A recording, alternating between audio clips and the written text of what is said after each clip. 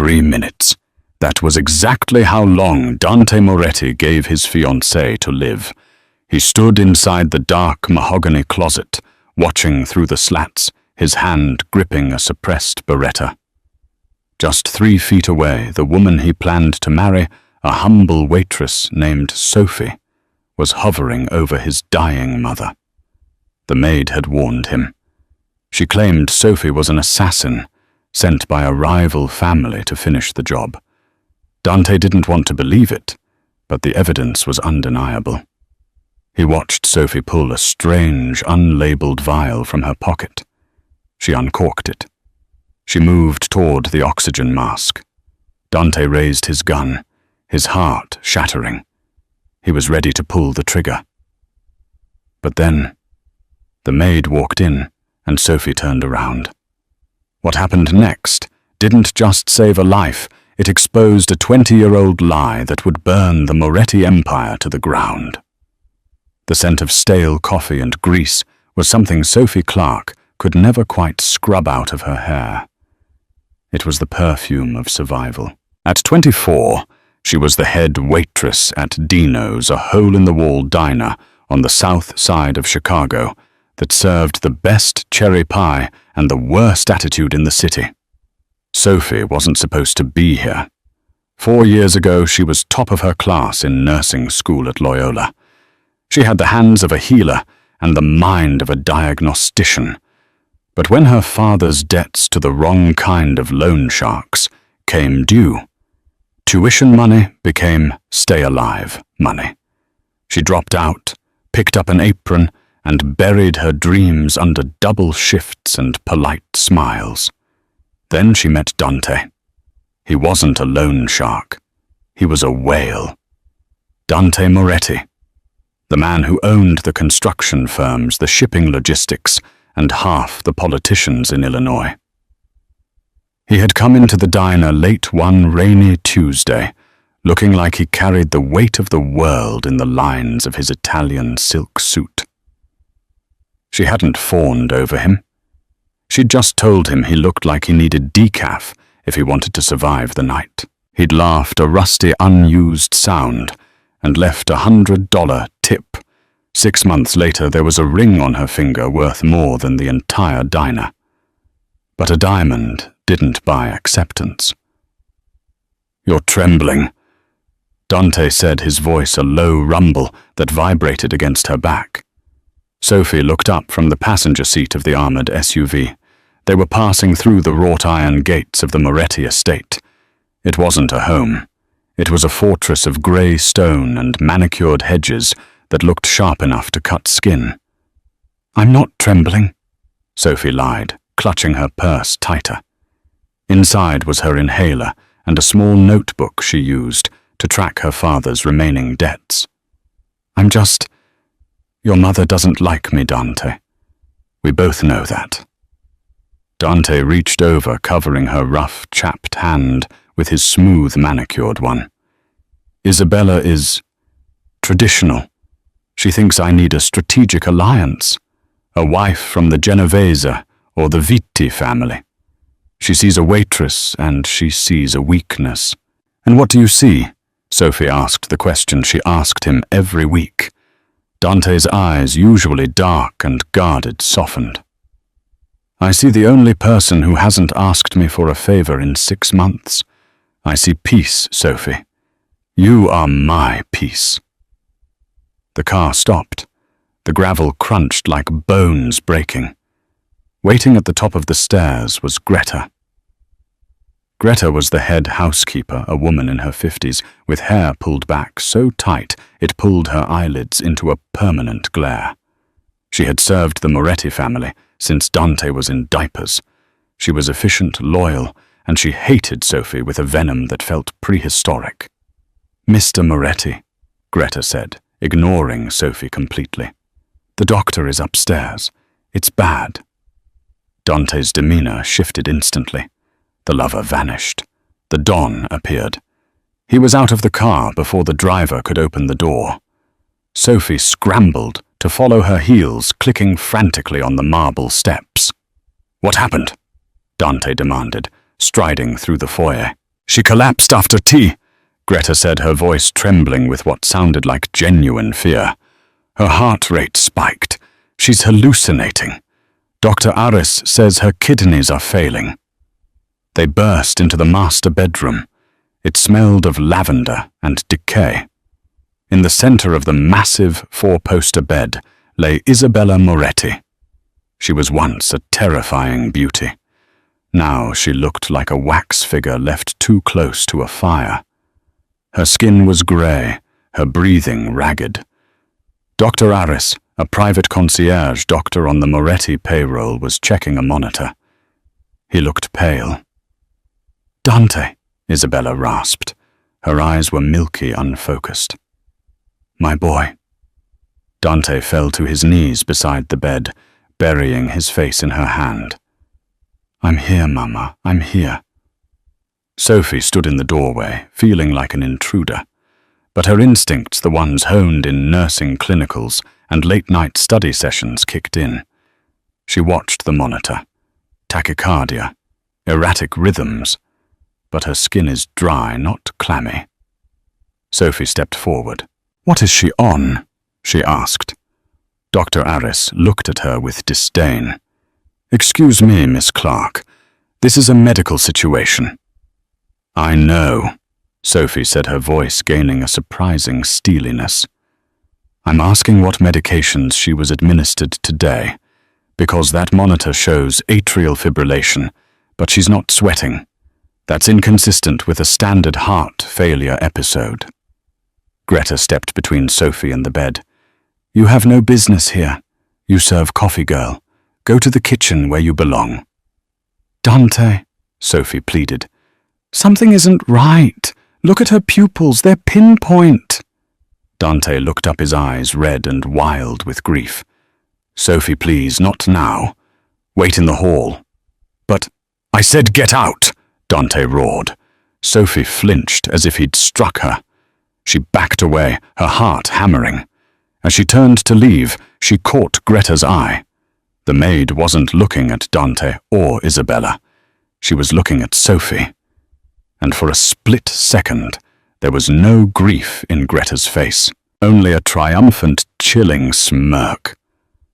Sophie closed the door, leaning against the cold wall of the corridor. She knew that look. She had seen it on the streets. That was the look of someone who had just won a hand of poker by cheating. Sophie didn't go to the kitchen. She went to the library, pulled out her phone, and began to research. She had to save Isabella. Not because she liked the woman, but because if Isabella died tonight, Sophie knew with terrifying certainty that she would be blamed for it. 3 days passed. The atmosphere in the Moretti estate was suffocating. Isabella was slipping in and out of a coma. The best specialists from Zurich and New York had been flown in, but they were baffled. They called it rapid onset autoimmune failure. They offered palliative care. Dante was a ghost. He spent his days in his study and his nights by his mother's bedside. He barely looked at Sophie. And Greta was working her magic. It was Tuesday evening when Dante sat in his office, a glass of bourbon untouched on his desk. There was a knock. Greta entered, clutching a white apron. Sophie's apron from the kitchen. "Boss," Greta whispered, using the title she rarely used. I didn't want to bring this to you. I know you love her." Dante looked up, his eyes hollow. "What is it, Greta?" Greta walked forward and placed a small, clear Ziploc bag on the desk. Inside was a pinch of dried, crushed leaves. Foxglove. Digitalis, a powerful heart stimulant that in high doses caused cardiac arrest. "I found this in Miss Sophie's coat pocket when I was hanging it up." Greta lied smoothly. "I thought it was tea at first, but my grandmother, she used to grow herbs. I recognized it." Dante stared at the bag. The world seemed to tilt on its axis. Foxglove. It mimics heart failure, sir, Greta said, her voice dropping to a conspiratorial hush. And I've seen things. When she brings your mother water, when she adjusts the pillows, Miss Sophie is always alone with her for a few moments. Stop, Dante warned, his voice dangerous. Sir, you have to face it. Greta pressed, playing the role of the concerned servant perfectly. She's a waitress with a mountain of debt. We ran a check on her father last week.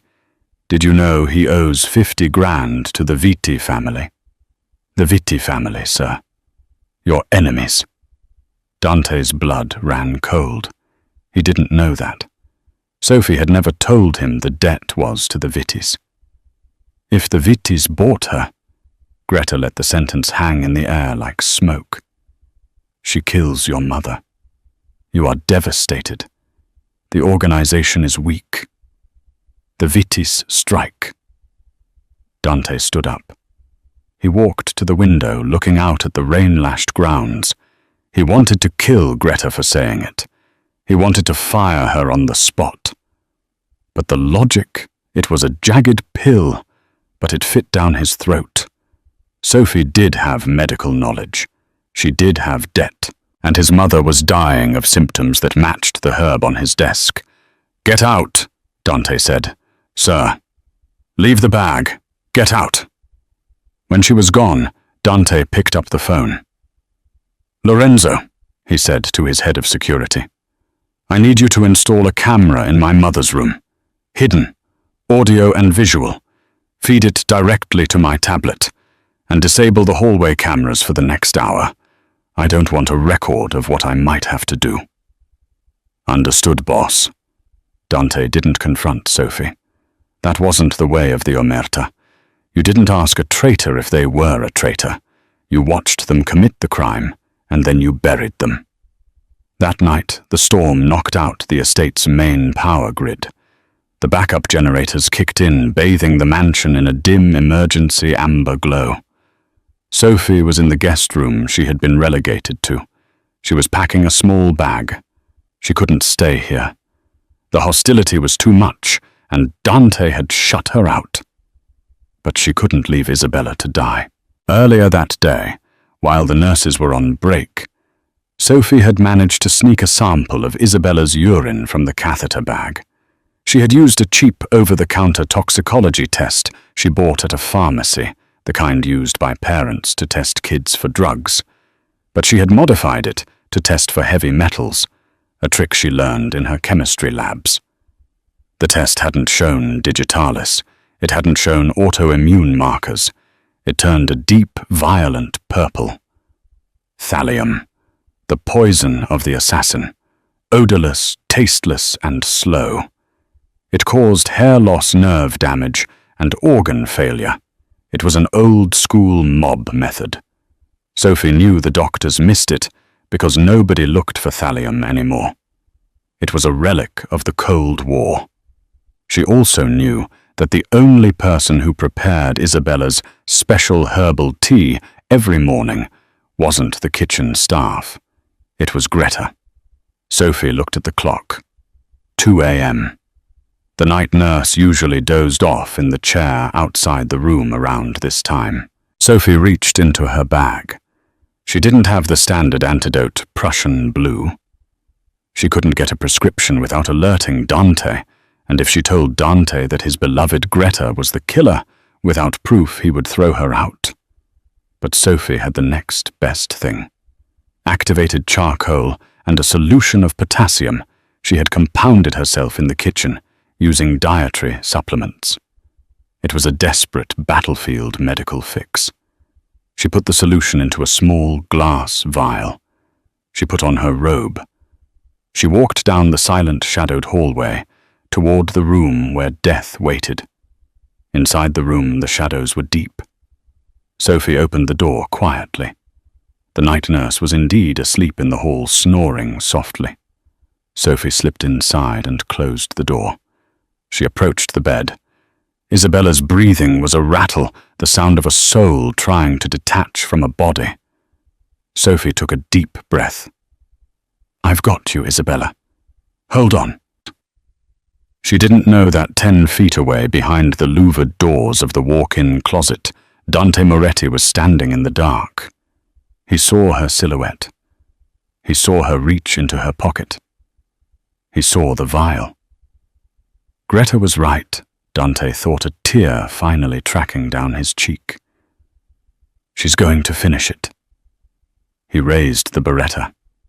He aimed it directly at the base of Sophie's skull. He thumbed the safety off. Click. The sound was microscopic, but in the silence of the sick room, it was like a thunderclap. Sophie froze. Drop it, Dante said. His voice was dead. It wasn't a shout. It was a command wrapped in absolute heartbreak. Sophie didn't turn around immediately. Her hand hovered over the oxygen mask, the vial of black liquid trembling slightly in her grip. Dante, she whispered, her voice cracking. It's not what you think. I said drop it. Dante stepped out of the closet, the suppressed barrel of the gun leveling at her spine. Turn around. Slowly. Keep your hands where I can see them. Sophie slowly caped the vial and turned. The sight of him broke her. He wasn't the powerful Don she knew. He was a wounded animal lashing out. His eyes were rimmed with red, his jaw set so hard, a muscle feathered in his cheek. You checked my father's debts, Sophie said, realizing the source of his rage.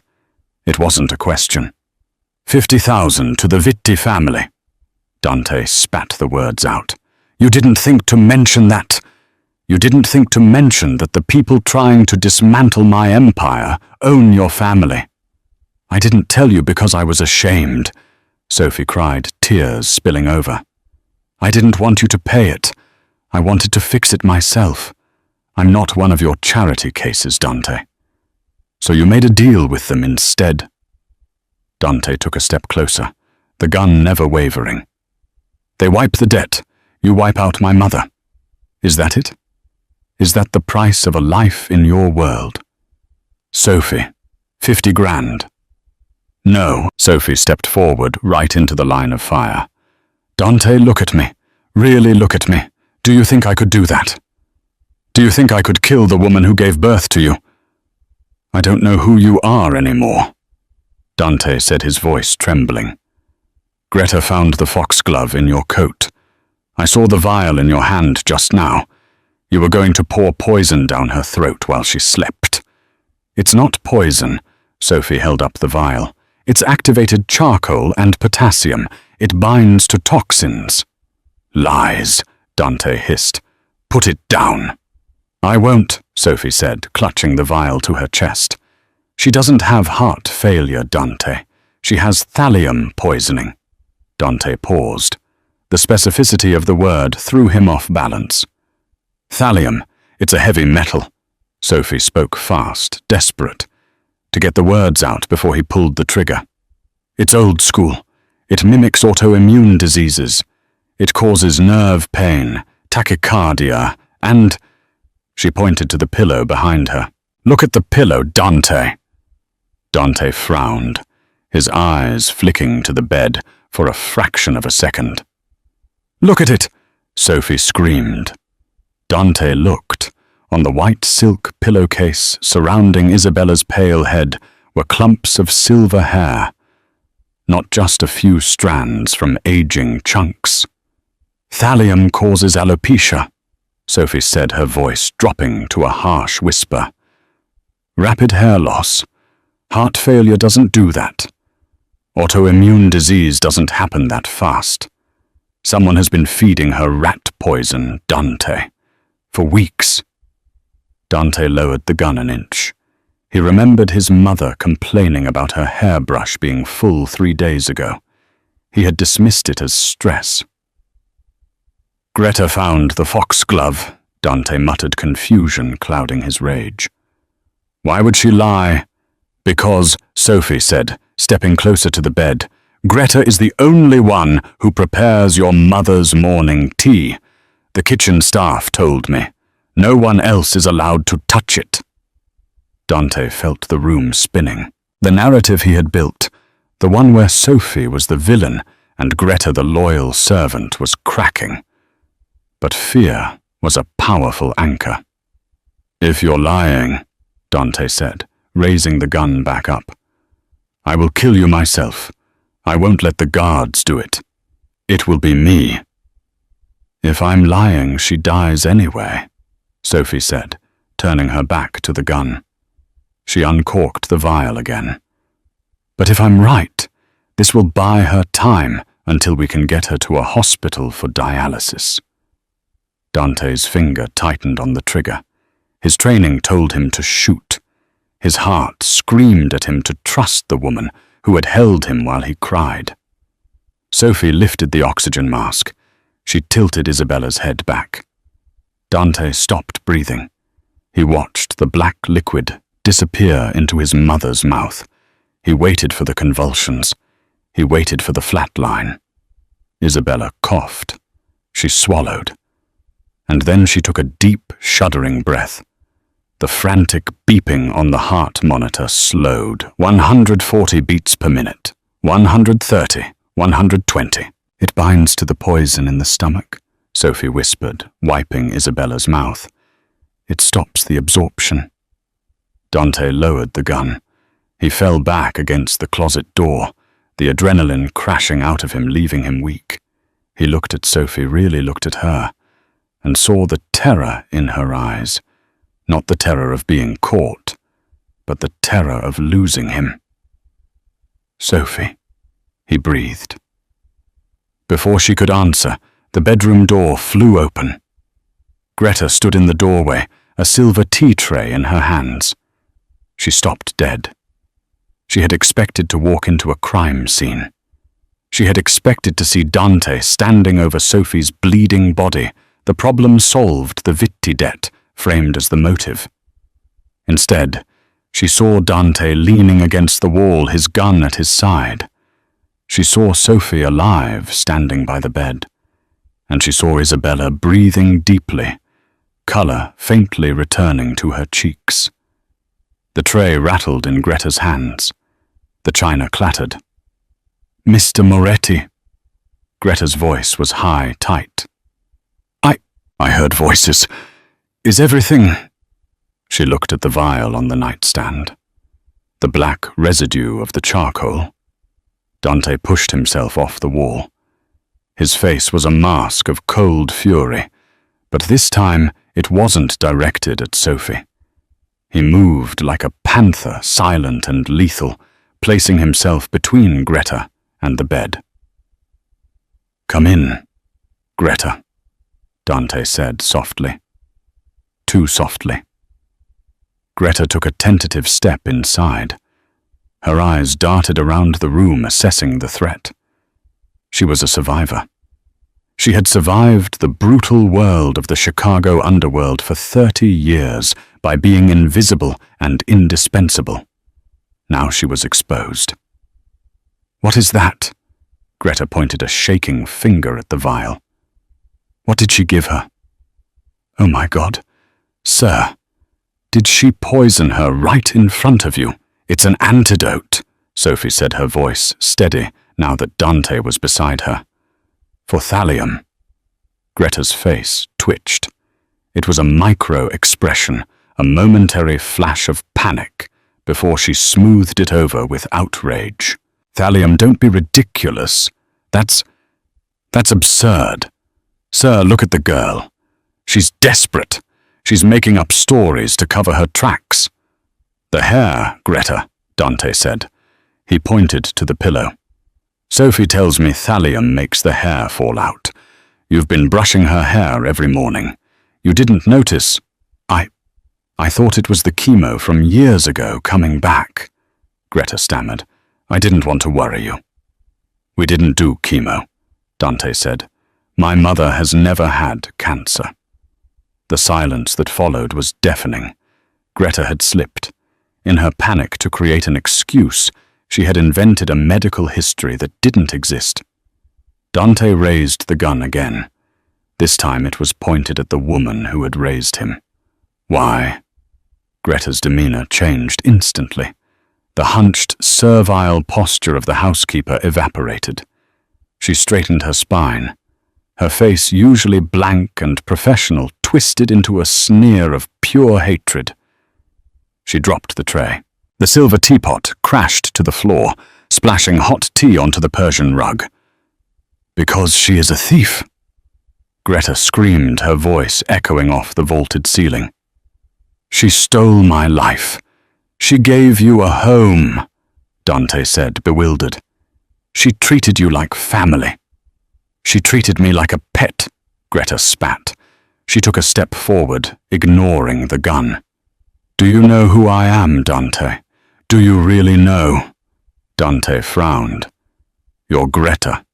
You've been here since I was 5. I was here before that, Greta hissed. 25 years ago, I wasn't just the help. I was the one your father loved. Your father, the great Carlo Moretti. He loved me. We were going to run away together. We were going to leave this miserable life and move to Sicily. Sophie watched in horror. This was the twist, the root of the poison. But she... Greta pointed a jagged finger at the unconscious Isabella. She found out. She didn't get mad. Oh no, Isabella never gets mad. She gets even. She went to the commission. She told the bosses that my husband, my poor stupid husband who drove the car, was stealing from the shipments. My father had your husband killed, Dante said, the old family rumor surfacing in his mind. Isabella made him do it. Greta shrieked, tears of rage streaming down her face. She fabricated the evidence. She planted the money. She forced Carlo to kill the only man who could have protected me, and then she forced Carlo to stay with her for the good of the family. She trapped him, and she kept me here as a servant to watch her live the life that should have been mine, to raise her son. Greta's eyes locked onto Dante. I wiped your nose, Dante. I bandaged your knees. I loved you more than she ever did. But you are just like them. You bring this waitress in here, this gold digger, and you give her the ring that Carlo promised to me. So you poisoned her, Sophie said quietly. Slowly, to make her suffer. I wanted her to rot, Greta snarled. I wanted her to wither away while I watched, just like I withered away in this house for 20 years. And I would have gotten away with it too. The doctors were idiots. But you, she glared at Sophie. You couldn't just serve the coffee, could you? It's over, Greta, Dante said. His voice was heavy with the weight of the betrayal. Lorenzo is on his way up. It's over. Greta laughed.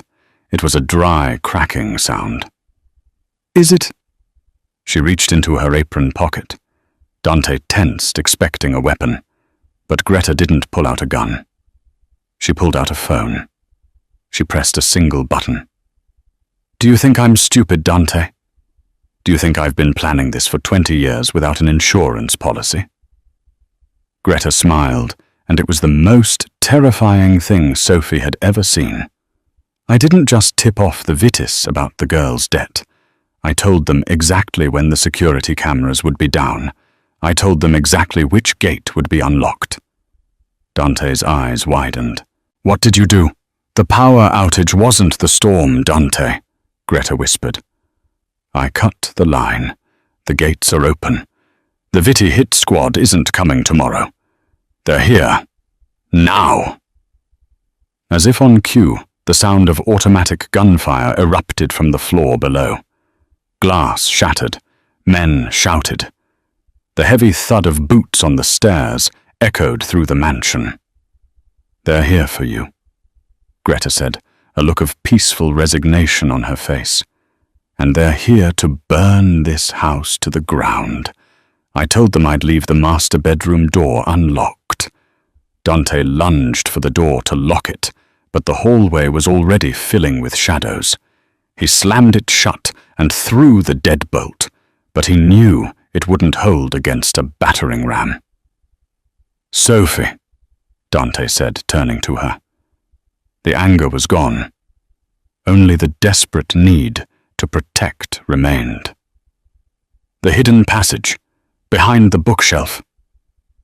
"I'm not leaving you," Sophie said, grabbing his arm. "You have to," Dante said. He shoved the gun into her hand. "Take my mother. Get her into the passage. It leads to the garage. Take the armored sedan. Go." "What about you?" Sophie cried. "I have to buy you time," Dante said. He looked at Greta, who was standing in the middle of the room, smiling at the chaos she had unleashed. "You won't make it," Greta taunted. "There are 20 of them." Dante grabbed a heavy bronze statue from the mantel. He looked at Greta. "I'm not going to kill you, Greta. The Vitties will do that when they realize you're useless to them now." The door handle rattled violently. A heavy weight slammed against the wood. Thud. "Go!" Dante screamed at Sophie. "Now!" Sophie grabbed the wheelchair from the corner. With adrenaline fueling her muscles, she hoisted the semi-conscious Isabella into it. She pushed the bookshelf aside, revealing the dark, narrow tunnel. She looked back one last time. Dante was standing in the center of the room, unarmed except for the statue, facing the door, that was splintering with every blow. He looked like a king making his last stand. "I love you," Sophie screamed. "Live for me," Dante roared back. The door shattered. The secret passage smelled of damp earth and old secrets. It was narrow, the stone walls pressing in on both sides, illuminated only by the faint dying battery of the small emergency lights along the floor. Sophie's lungs burned. She wasn't an athlete. She was a waitress who pulled double shifts. But fear is a potent fuel. She pushed the wheelchair over the uneven stone floor, her heels kicking up dust. In the chair, Isabella Moretti slumped forward, her head bobbing with every bump. "Stay with me, Isabella." Sophie gasped, her voice echoing in the tunnel. "We're almost there." Above them, the sounds of the gunfight were muffled thuds, like heavy furniture being dropped. Sophie tried not to think about Dante. She tried not to picture him standing alone against 20 men with nothing but a bronze statue and a broken heart. He has to be alive, she told herself. He promised. The tunnel sloped downward, ending at a heavy steel door. Sophie fumbled for the keypad Dante had shown her once, months ago, as a just-in-case. She prayed she remembered the code. 0521. His birthday. The light turned green. The hydraulic locks hissed, and the door swung open. They were in the underground garage. It was a concrete bunker filled with Dante's collection of cars, Ferraris, Lamborghinis, vintage Mustangs. But Sophie ran past the flash.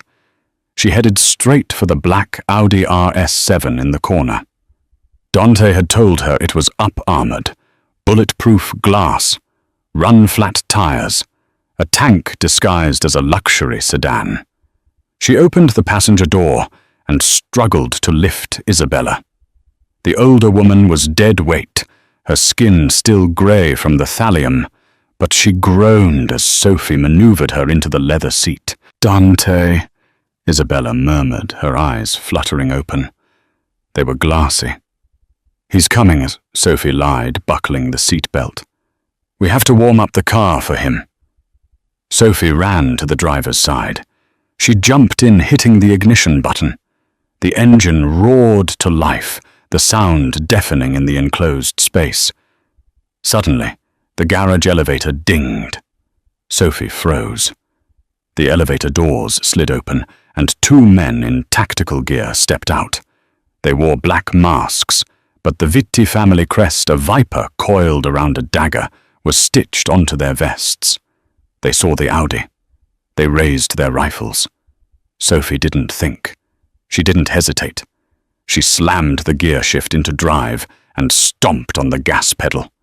The Audi screeched forward, tires smoking on the polished concrete. The men opened fire. Crack, crack, crack. Bullets hammered against the windshield, spiderwebbing the glass but not penetrating. Sophie screamed, ducking her head instinctively, but she kept her foot pinned to the floor. She wasn't aiming for the exit ramp. She was aiming for the men.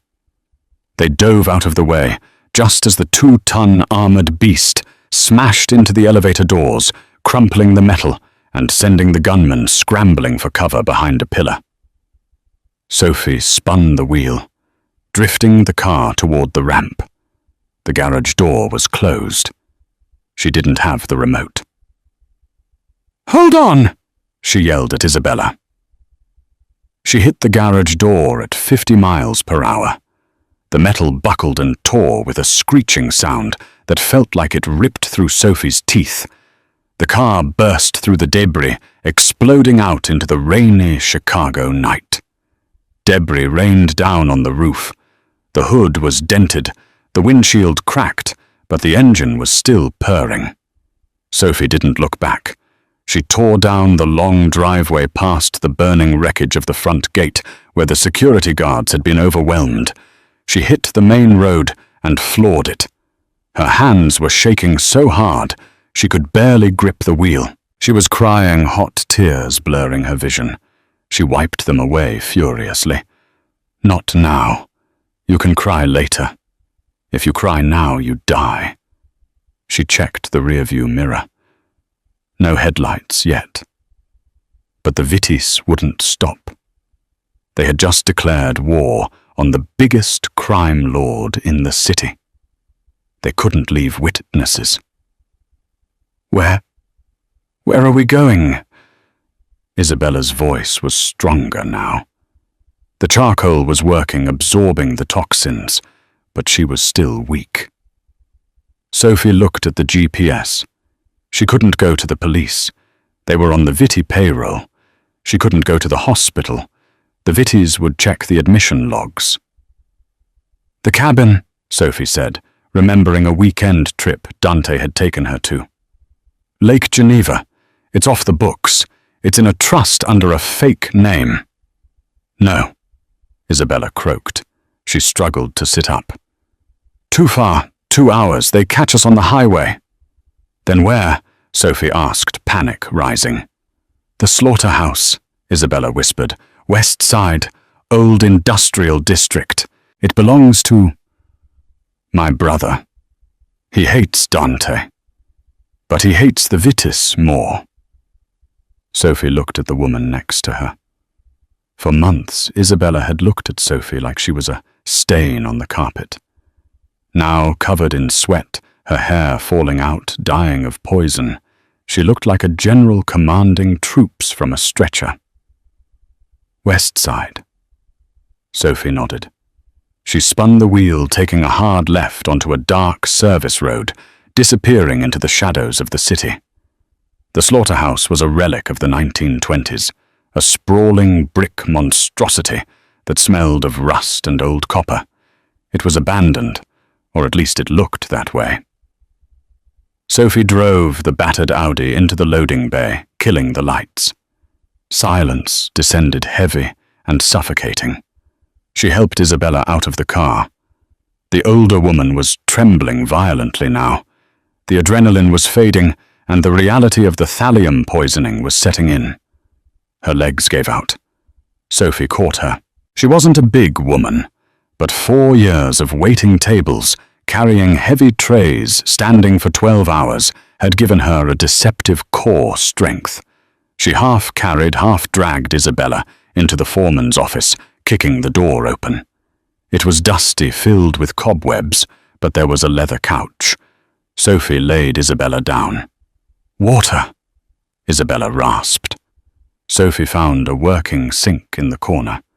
The water was brown at first, then cleared. She filled a cracked mug she found on a desk and brought it to Isabella's lips. "Drink. You need to flush the kidneys." Isabella drank greedily. When she finished, she leaned back, closing her eyes. In the dim light filtering through the grime-caked windows, she looked ancient. "You saved me," Isabella said. It wasn't a question. It was a statement of fact, spoken with a tone of utter disbelief. "I did what I had to do," Sophie said, checking Isabella's pulse. It was steadying.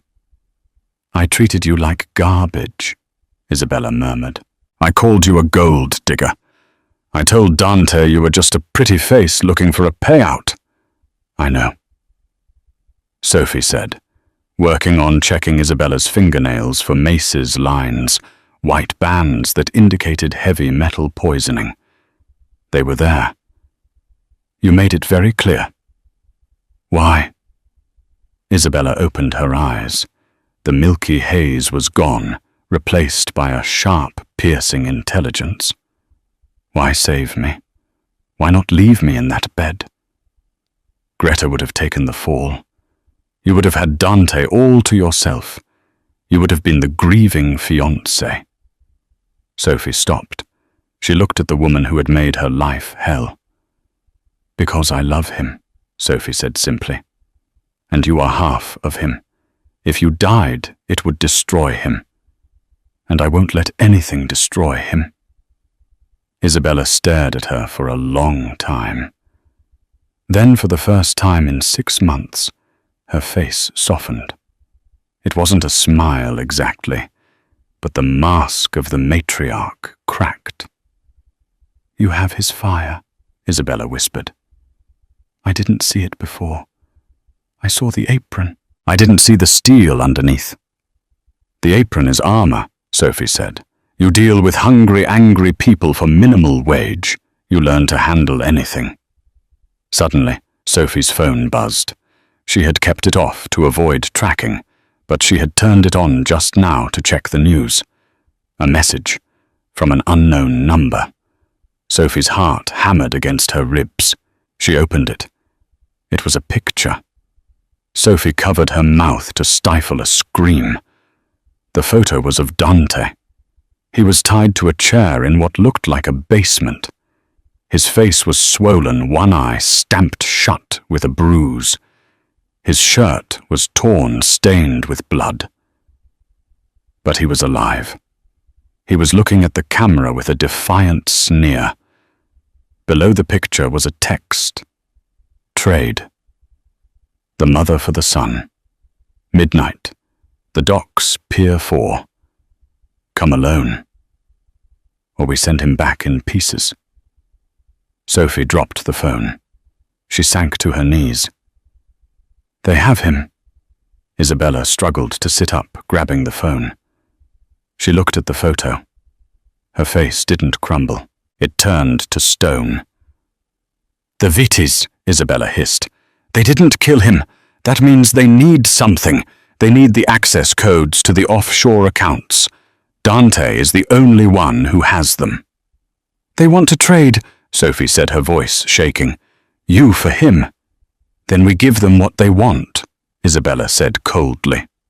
"Watson," Sophie looked at her in horror. "I'm not handing you over to be executed." "I'm dying anyway, girl," Isabella snapped. "Look at me. The poison is in my marrow. Even with your charcoal, I have maybe a year. Maybe less. Dante has 50 years. He is the head of the family." "No." Sophie stood up. "I'm not trading lives. That's not how this works." "This is the mafia, Sophie," Isabella shouted, then coughed violently. "That is exactly how this works. A life for a life." "Not in my world," Sophie said. She began to pace the small office. Her nursing mind was taking a back seat. Her survival mind was taking the wheel. She thought about the debts. She thought about the Vitti family structure. She thought about Greta. "Greta," Sophie said suddenly. "What about the traitor? Greta sold us out for money and revenge," Sophie said. "She thinks she won. She thinks the Vitties are her friends now." "The Vitties don't have friends," Isabella scoffed. "They have assets and liabilities. Greta is a loose end." "Exactly." Sophie turned to Isabella. "Dante told me once that the Vitti boss, Luca, is paranoid. He trusts no one. If he thought Greta was playing both sides—" "What are you thinking?" Isabella asked, watching the young woman transform. Sophie picked up the phone. "I'm not going to Pier 4 to surrender. I'm going to Pier 4 to negotiate. But I need leverage. Who is the one person Luca Vitti fears?" Isabella's eyes widened. "The Russian, Volkov, the supplier." "Does Volkov know that the Vittis just attacked the Moretti estate?" Sophie asked. "Does Volkov know that the Vittis are trying to take over the distribution routes that Volkov uses?" "No." Isabella said, a slow smile spreading across her face. "Volkov hates instability. If he thinks the Vittis are starting a war that will disrupt his shipments, he will crush them." "Do you have Volkov's number?" Sophie asked. Isabella reached into her dress, pulling out a small locket. Inside, behind a picture of Dante as a baby, was a micro SD card. "It's not a number," Isabella said.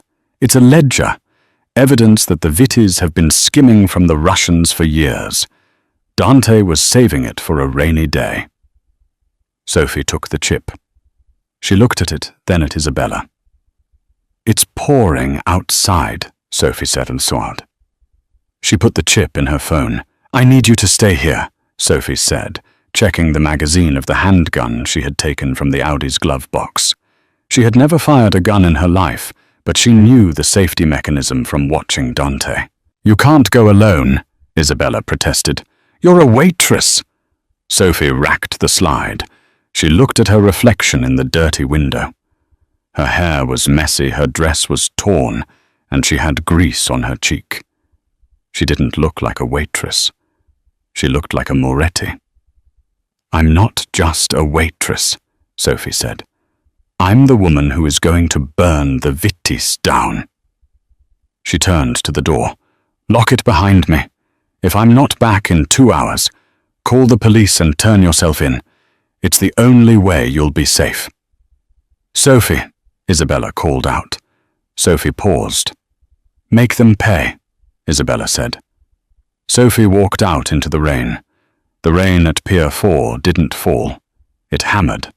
It was a torrential sheet of water that blurred the neon lights of the city skyline across the river, turning the world into a smudge of grey and black. Sophie stepped out of the taxi she had hailed 3 blocks away. She had wiped the grease from her face, but she hadn't fixed her dress. She wore the torn hem, like a battle scar. In her hand, she clutched her phone. In her pocket, the heavy, cold weight of the gun she prayed she wouldn't have to use. The pier was a graveyard of rusted shipping containers. In the center, under the harsh glare of halogen floodlights, stood a convoy of black SUVs. And there was Dante. He was on his knees in the wet asphalt, his hands zip-tied behind his back. A man stood behind him, a gun pressed to the base of his skull. Dante looked up as Sophie approached. His face was battered, one eye sworn shut, but the good eye went wide with terror. "Sophie, no!" He screamed, his voice raw. "Get out of here! Run!" The man holding the gun pistol whipped him. Dante slumped forward, groaning.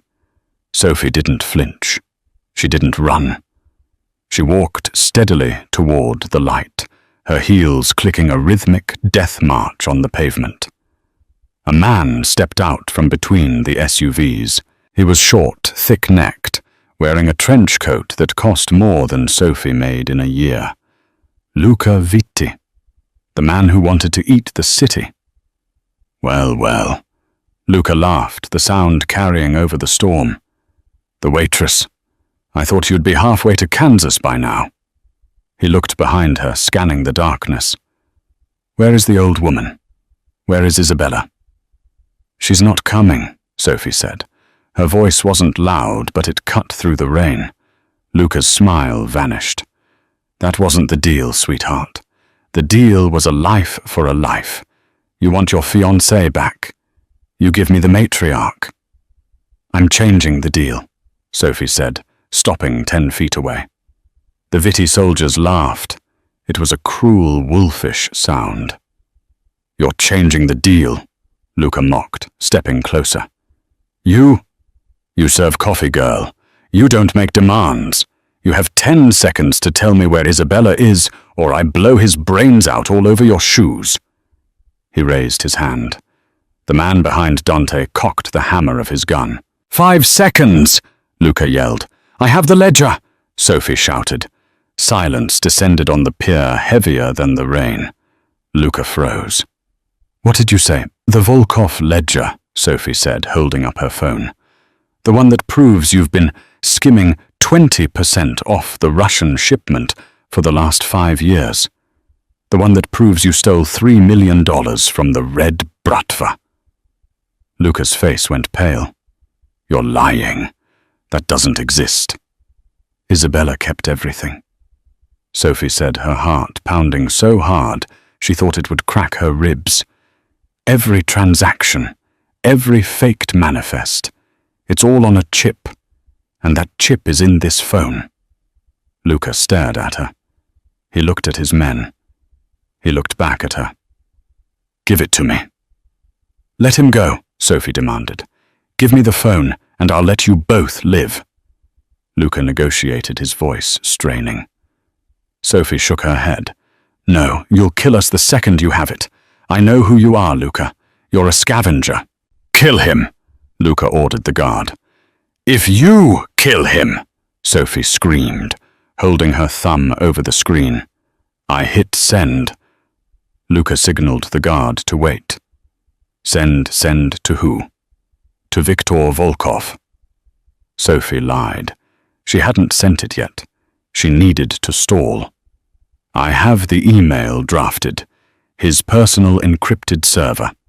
1 tap and every Russian hitman in the hemisphere knows you stole from them. Luca licked his lips. He was sweating despite the cold rain. He knew Volkov. Volkov didn't do trials. He did executions. You're bluffing, Luca sneered. You don't have Volkov's contact. Isabella does, Sophie shot back, and she gave it to me. Luca took a step forward, pulling a gold-plated desert eagle from his coat. I think you're a scared little girl, playing dress-up. I'm going to count to 3. If you don't hand me that phone, I shoot Dante. Then I shoot you. And then I find the old woman myself. 1. Sophie looked at Dante. He was looking at her with awe. He nodded imperceptibly. Do it, his eyes said. 2. Sophie didn't hit send. She knew that once she sent it, her leverage was gone. Luca would kill them out of spite. She needed a miracle. 3. Bang! The gunshot was deafening. Sophie flinched, screaming Dante's name. But Dante didn't fall. Luca Vitti stumbled. He looked down at his shoulder. A red blossom of blood was exploding through his trench coat.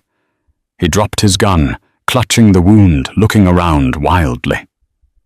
Who? Suddenly the shipping containers around them groaned. The rusted doors swung open. Dozens of men poured out. They weren't police. They weren't Vitti soldiers.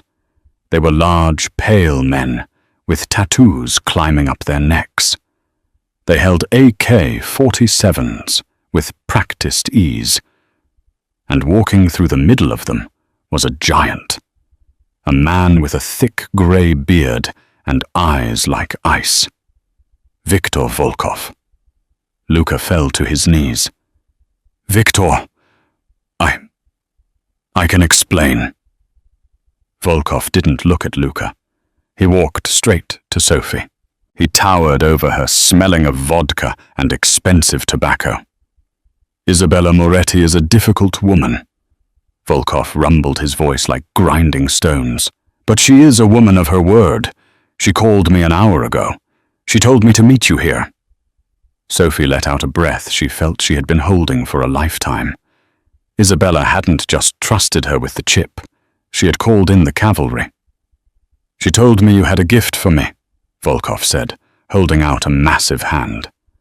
Sophie placed the phone in his palm. The proof, everything he stole from you. Volkov looked at the screen. He scrolled for a moment. Then he looked at Luka. Greed is a sin, Luka, Volkov said calmly. Viktor, please.